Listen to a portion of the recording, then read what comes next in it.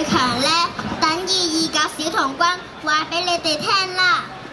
Please let our 229 scouts to tell you how to be the strongest.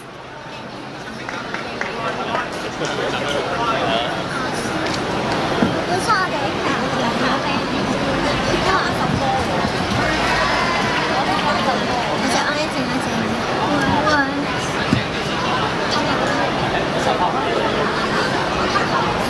喺好耐以前，有個小朋友叫阿強，因為佢爸爸想佢變成一個強者，但係好可惜啊，佢偏偏就係神嘅。但係佢爸爸知道山上有一個武功高強嘅大師，就帶阿強上山，希望拜佢為師。A long time ago, there was a kid named Qiang. His father knew Qiang. His father held that he could be strong. However, Qiang was so weak. Qiang was taken to the mountain as his father knew there was a great Kung Fu master lived in the mountain. Qiang's father hoped that Qiang could follow the master and become strong. 大師，請收我個仔做徒弟。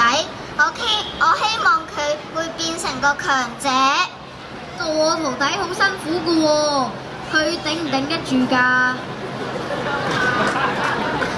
佢得㗎，你收佢為徒啦。好啦，施主，你返去啦，1年之後你再返嚟。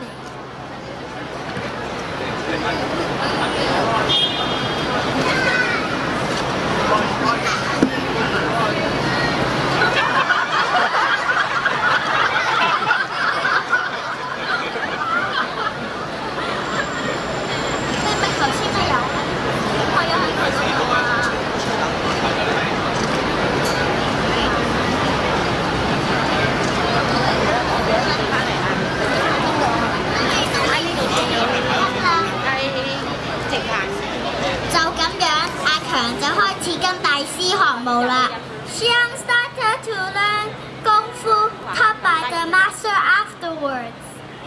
個男仔就搖係咁。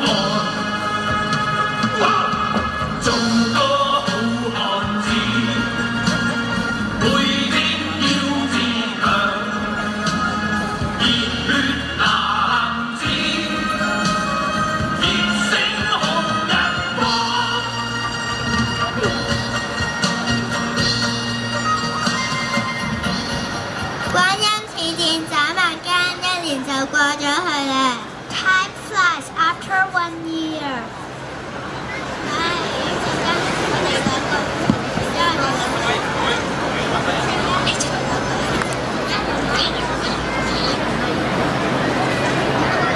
大師，我個仔學成點啊？